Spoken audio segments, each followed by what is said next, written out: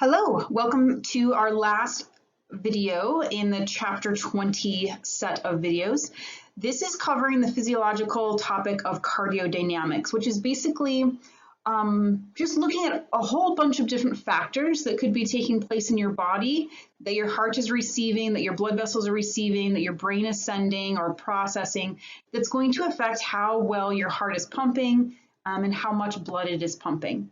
So it's going to pull in some information from the autonomic nervous system. It's going to pull in some information from brain anatomy. It's going to pull in some information from endocrine system and from the cardiac cycle from the video we just got done watching.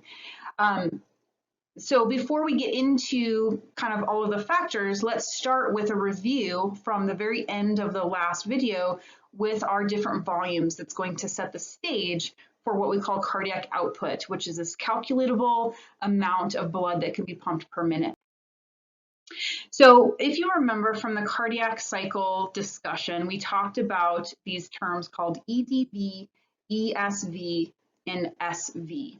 So EDV, remember, was end diastolic volume, which represented the amount of blood at the end of ventricular relaxation. Then we talked about end systolic volume, which is the amount of blood left over at the end of ventricular contraction. And then stroke volume was the difference between the two. So in this diagram, they use a bicycle pump, like an air pump, to illustrate this idea. So if we're going to start with ventricular diastole, so we'll end kind of right here. I know this is the D, but let's say the heart just contracted. It's pumped out all of the blood, and now it is in relaxation mode, what we call passive filling. So that would be like you pulling up on the plunger of your bicycle pump. You're filling up the chamber with air, just like we are filling up our ventricles with blood. So at the top of your pulling up the plunger, you are at end diastolic volume. We are as full as we can get. Okay, our chambers are full. That was our 130 mils end diastolic volume in that last example on that graph. Then contraction happens. Plunger down. You're pushing out as much as you can. So now the blood is going out towards the lungs or out towards the body. Lungs to the pulmonary, body through the aorta. We are pumping out our blood. That will be our stroke volume, right? How much blood do we actually pump out? In this case, it was 80, if I remember the numbers right. And then at the end of the pump, there's still going to be a little bit of blood left over, right, in the base of the heart, kind of down towards the apex, just like there's a little bit of air left over in your bike pump. You don't pump out every single little bit. And that was our stroke volume, which I think was 50.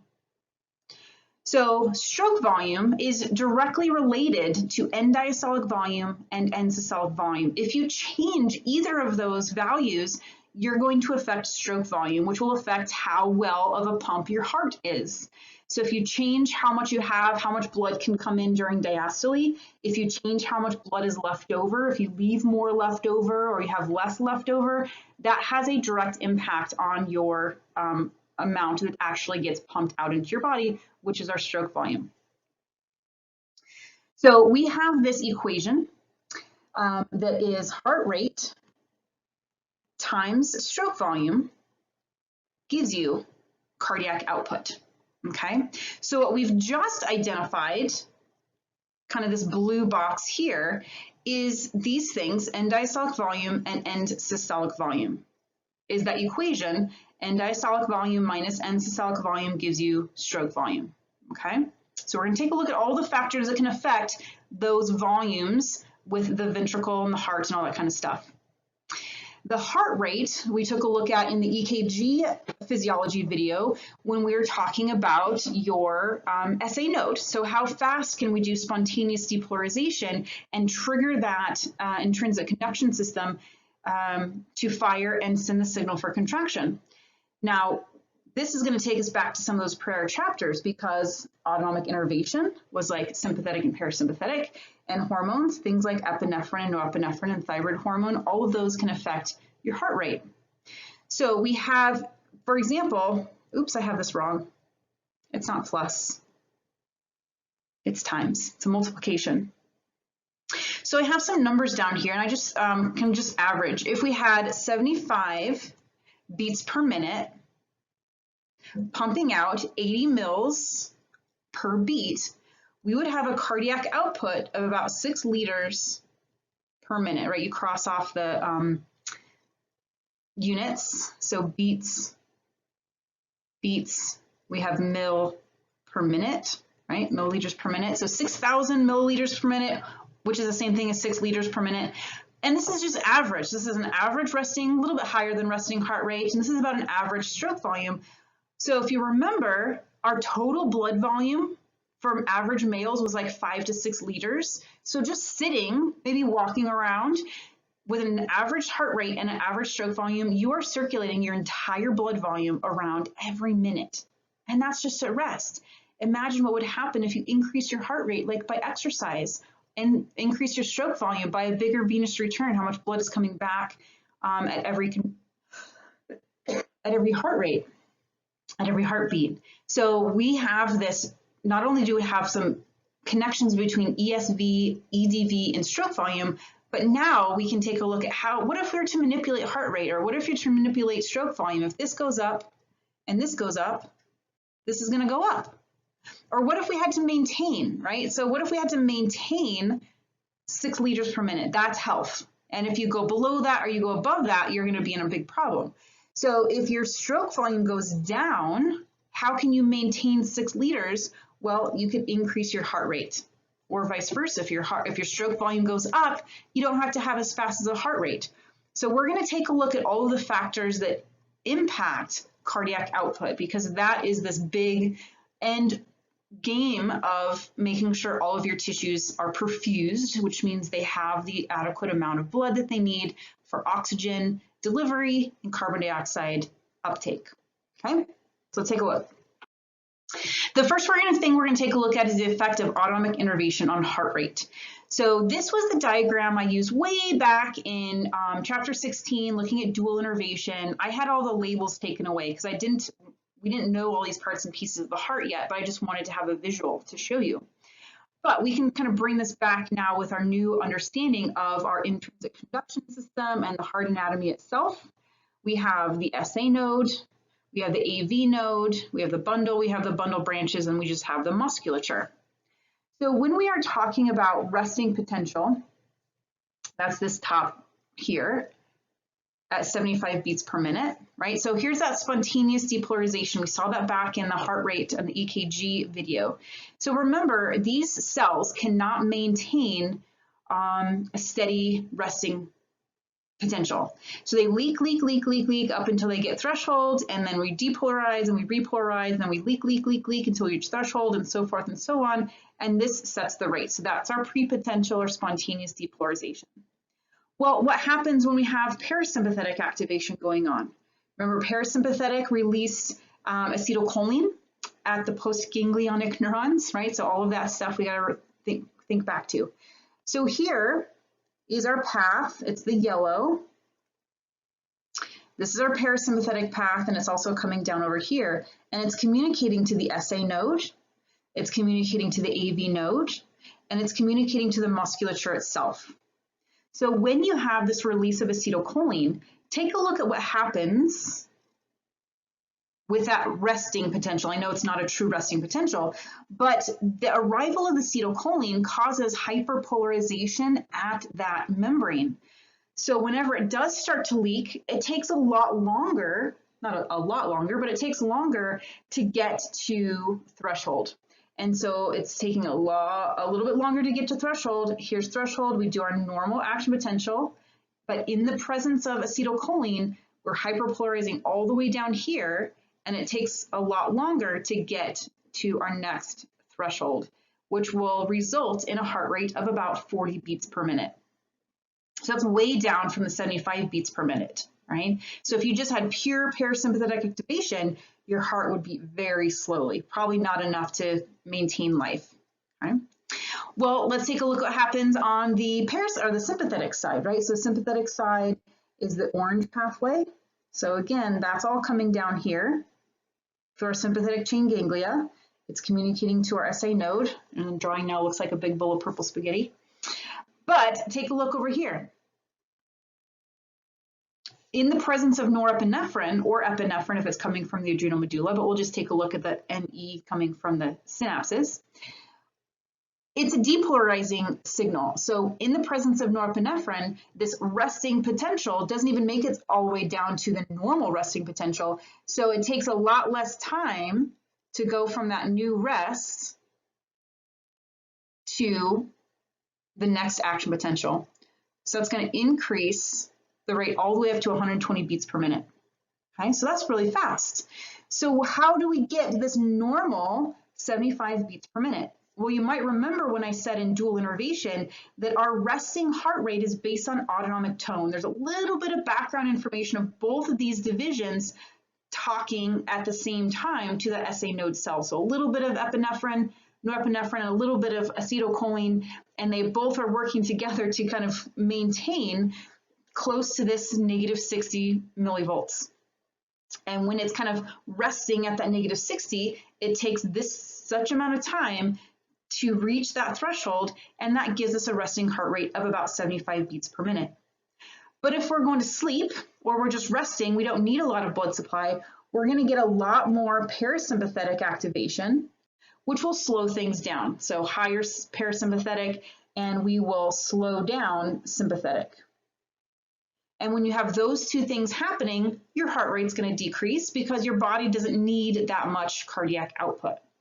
But let's say you're hopping up or you're going to do some exercise or you're in a fight or flight mode, then you'll decrease your parasympathetic and you'll increase your sympathetic. And the result of those two things, you're going to have an increase of heart rate. Think exercise, right? So you have to increase your cardiac output because your tissues are demanding it. Your skeletal muscles, your neurons, all of these tissues are demanding a higher blood supply. And so having a higher heart rate increases your cardiac output to sustain this demand of your tissues. Okay, so that's how autonomic innervation affects heart rate. Now, I don't think I have a slide of the hormones, but if you remember, some of the hormones like epinephrine and norepinephrine and thyroid all increase heart rate by affecting that SA node, causing it to have a faster time to reach that threshold to trigger the action potential. Okay. All right, so that's autonomic innervation on heart rate and hormones. Just to mention, I don't have any slides of the hormones. Okay.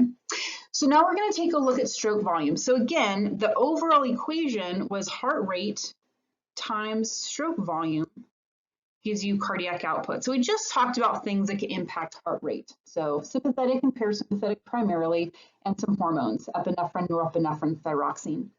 Stroke volume, now we're talking a whole bunch of more factors. But again, we did with the cardiac cycle, I'm going to try to walk through each one of these so we can make it make sense, make it logical, because it really is logical if you understand the relationships between end diastolic volume and end systolic volume. Okay, so let's take a look at end systolic or end diastolic volume first, EDV. So if we look over here in our little heart model, I'll just fill it in. So remember, EDV is a big number. It's going to be a higher volume because remember, with our green blood here, right? I don't know who's got green blood. Do Vulcans have green blood? I can't remember. So think EDV is a big number. It's the amount of blood that's in your ventricles at the end of ventricular diastole. So when you have a high end diastolic volume, you're going to have a high stroke volume because you have more blood to pump out. If you have a lower end diastolic volume, you're going to have a lower stroke volume because you have less blood to pump out. So this is what we call a direct relationship. So if you'll notice, the EDV arrows go up, the stroke volume arrows go up. EDV arrows go down, stroke volume arrows go down. It's a direct relationship. I'm going to skip over preload first, and I'm going to go up to venous return. Now let's talk about this box here. So venous return is a volume of the amount of blood that's coming back from your veins, either your pulmonary veins from the lungs or your vena cavas from the rest of your body. How much of that venous return is coming back? How efficient is your body at returning your blood to your heart? This is also another direct relationship, right? We can see those same pointing arrows. If venous return goes up, you have more blood coming in, passively filling, so your end diastolic volume also goes up. If your venous return goes down, like your body is having less efficiency, you're going to have less blood at your end diastolic volume, and your stroke volume will go down. So venous return has a direct also relationship to stroke volume. Increase venous return, increase EDV, increase stroke volume. Decrease venous return, decrease EDV, decrease stroke volume. Okay, so hopefully that makes sense because it's the amount of blood that's coming back into your heart. The more you have, the more you can pump. Okay, let's take a look at the next box. This is fill time. How long do you have to fill your ventricles? So if your heart rate is slow, you have that longer fill time. So remember, right, we had our little P, Q, R, S, and T. Oh, my first one was way better. P, Q, R, S, and T. Those aren't very good. So if we have, this is our fill time, right? If we have so many milliseconds to fill our ventricles, the more fill time we have, which is basically a slower heart rate, the more fill time, the more EDV, the more EDV, the more the stroke volume. So that kind of makes sense. So if you have a slower heart rate, your filling time is going to be greater. You're going to have more venous return, which is going to have a bigger EDV. If your heart is beating really fast, if that fill time is minimal, you're not going to get as much blood. The amount of time for that venous return to dump back into the heart is going to be less. So you're going to have less fill time, less EDV, less stroke volume. Okay. All right, so that's venous return and fill time. Now we're going to take a look at preload. Okay. So preload is not so much a volume, is more of a measurement of stretch. Okay. So preload, degree of stretching experienced by ventricular muscle cells during ventricular diastole. So that's just what the notes say.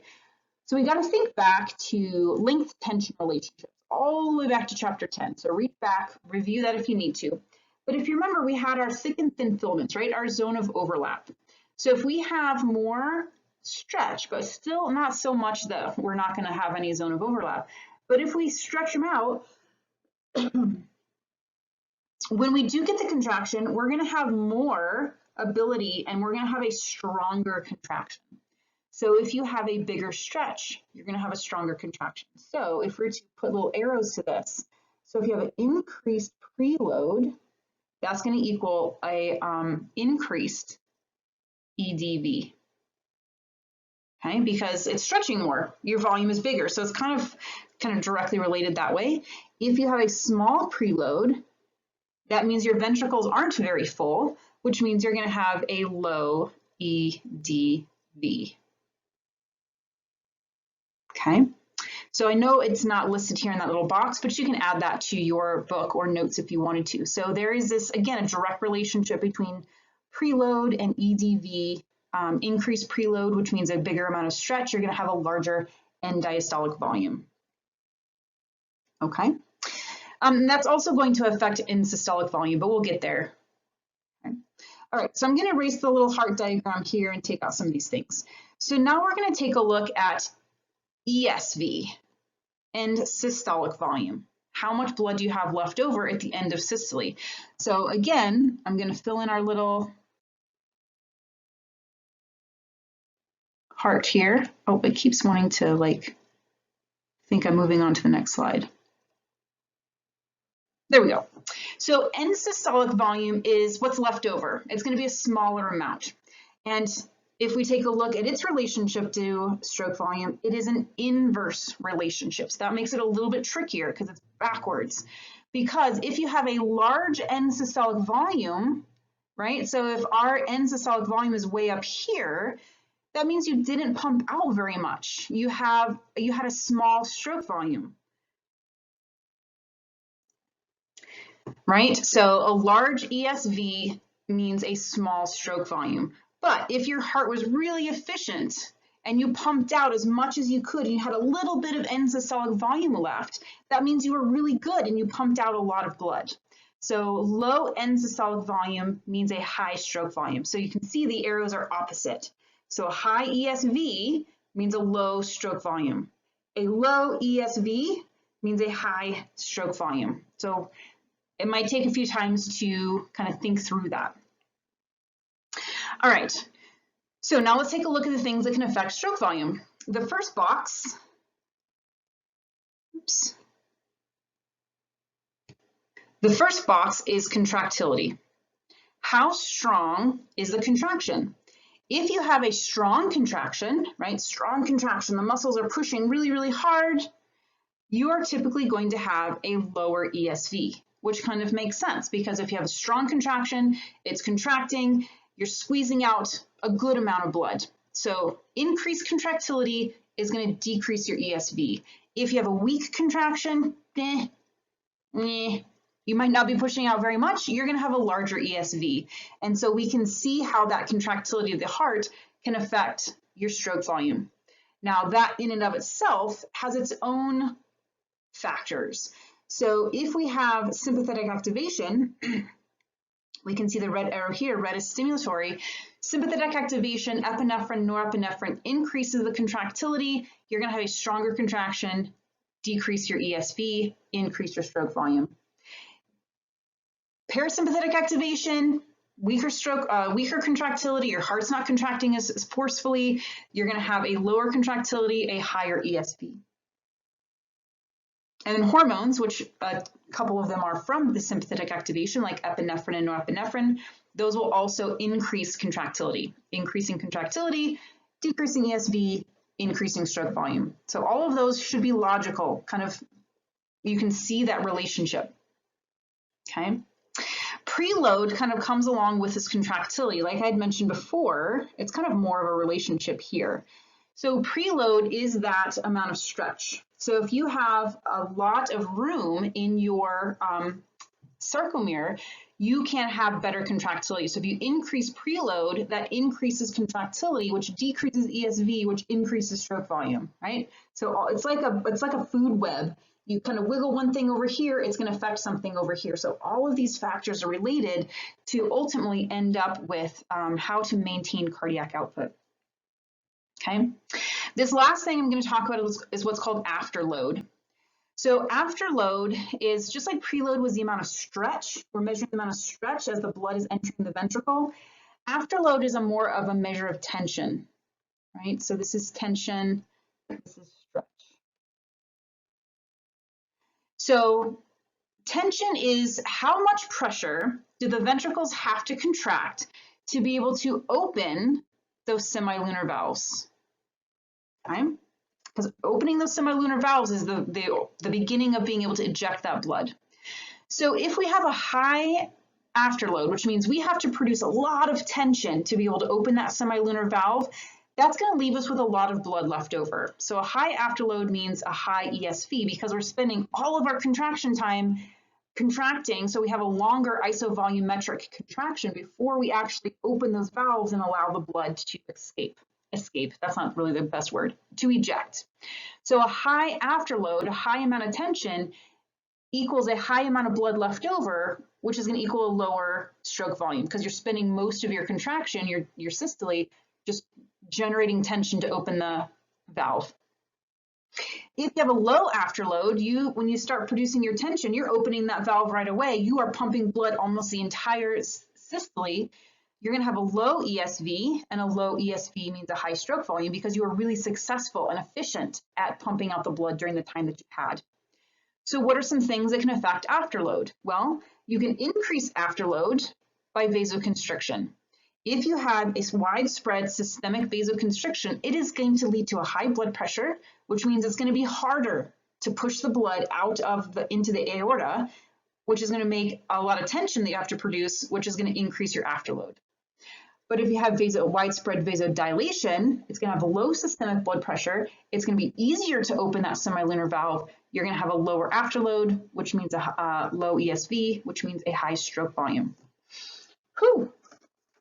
Those are a lot of things. So I know I went through fast, but you can always pause and go back and rewind if any of these factors are giving you challenges to be able to understand how all of these things work together to give you cardiac output. really, because that's all we're concerned with, is what does our body need to be able to maintain cardiac output? Now, it's not just going to be one of these things. It could be any number of these things working together based on the situation that you're in. Are you sleeping? You're not going to need all of these things. Are you exercising? You're going to need more of these things than others. You might have an increased heart rate due to exercising, which is going to decrease fill time, but you might have an increased venous return because you're exercising and you have more blood pumping. So some of them actually counter each other at the same time. But the ultimate idea is to maintain cardiac output based on the demands of your tissues.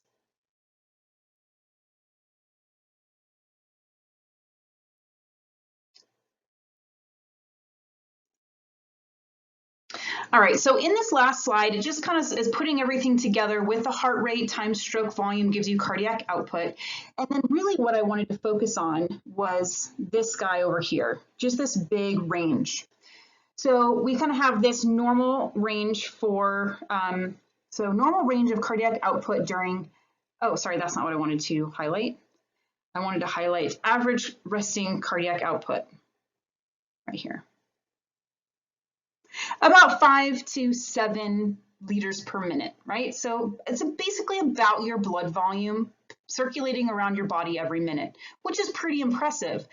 But what's even more impressive is look at how much more our heart can function with the same volume of blood. We're not gaining liters and liters of blood, but the ability for us to pump around is improving. So just the middle of this range, 25 liters per minute, normal range of cardiac output during heavy exercise. So if you do heavy exercises, maybe like a 45-minute cardio or HIIT training or boxing or whatever, it gives a high intensity exercise, you could be circulating 25 to 30 liters of blood, like 5 to 6 times your whole blood volume every minute. That's how efficient your heart can be based on your increasing heart rate, and your increasing stroke volume can change your cardiac output. But look how close the other end of that is, right? So we have the ability to go way higher than our average cardiac output, but we don't have as much flexibility on the other side of that range. So 2.5 liters per minute is about dead, right? Cardiac failure, heart failure, you cannot survive on less than half of your normal cardiac output, but you can go all the way up to 5, 6, 7 times your normal cardiac output in exercise situations. All right, so that wraps up our heart chapter. I will see you next time for our last video. No, this is our last video. We have one more chapter, sorry, of chapter 21 covering blood vessels and blood pressure. See you then, bye.